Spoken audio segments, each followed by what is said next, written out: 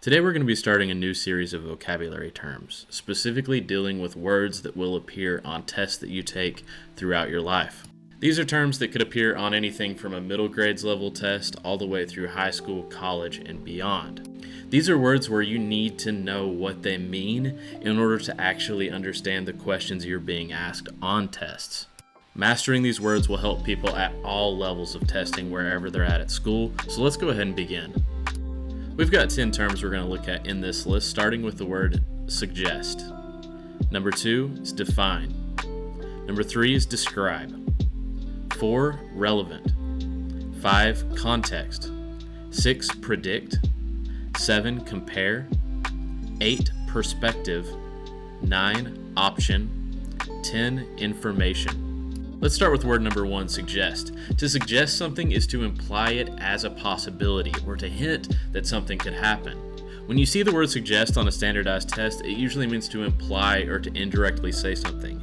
You'll see this commonly used in questions about what a passage or author most strongly suggests. What do you believe that this author is suggesting in this quote? They're going to be asking what you think they're saying. Term number 2 is define, and this is a common one you'll see all the time. To define something means to explain the meaning of a word, which is kind of what we're doing with this word right here. To define a word is to give its meaning. Define can also mean to make something that is confusing a little clearer.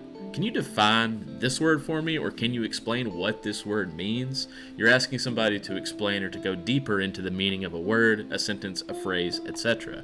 Define and definition are obviously words that are tied in inextricably with vocabulary itself. You can't separate the two.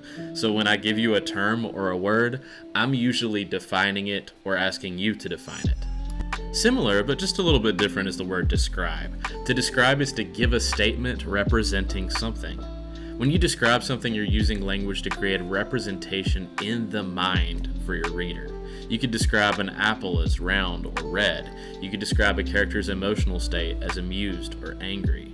In writing, we often use sensory language and imagery to help kind of describe a situation or bring it to life.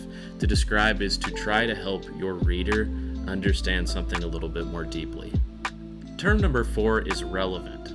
The word relevant means having a bearing on or connection with the subject at issue. It means they connect in some way. When something is relevant, it relates to the issue that you are discussing. Its opposite is irrelevant or not important. If something is relevant, it's important. If it's irrelevant, it doesn't matter. Relevant details help support an argument, while irrelevant information is just kind of distracting. If you're writing something like an argumentative essay, you need to give relevant details, things that are going to support your side instead of things that will distract the reader or bring the topic apart. Number 5, the word is context. Context is discourse that surrounds and helps explain a word or passage. You may have had a teacher or professor mention something like context clues or things that can help you understand what a passage is about. Context refers to the surrounding textual environment where something, usually a word or phrase, is found.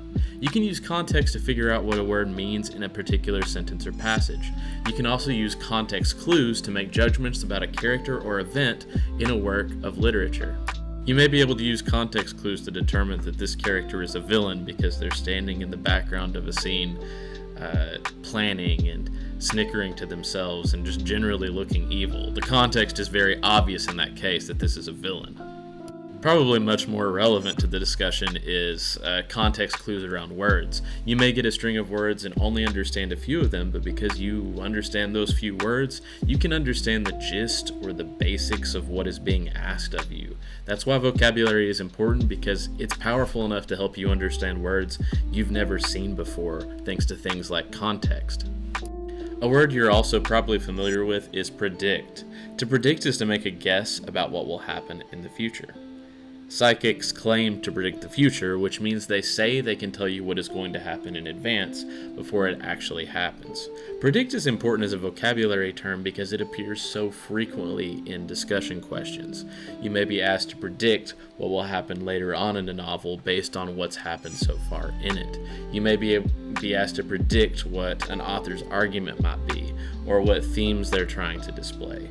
You're trying to give information based on the existing context you have and make a prediction with it.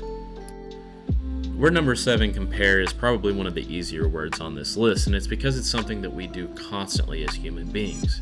You may compare two restaurants, the pros and cons, to decide which one you want to go eat at. Or you may be in a grocery store comparing some produce and deciding which one looks better to take home. To compare is to examine and note the similarities or differences of something. When you examine the similarities and differences between two ideas or two passages, you're comparing those things. Compare is a term that's often paired up with the word contrast. Contrast means to tell the differences on specifically. In this case, you're kind of looking at both ends, the similarities and differences, but to contrast something, if you're asked to compare and contrast it, is very specifically asking you to tell what the similarities and the differences are, instead of just the things that are the same. Everybody has a perspective, which is term number 8, and that's why it's important to know the term perspective, because it's going to come up a lot in tests that are asking you to look at somebody's perspective on a topic. Term number 8 means a way of regarding situations or topics. Your perspective is just another word for your point of view. It's how you see something or how somebody else sees something. On the various tests that you may take, you may be asked to interpret a writer's perspective or a narrator's perspective in something like a story on an issue. You may be asked, what do you think the author's point of view or perspective is on the topic of school dress codes or something like that?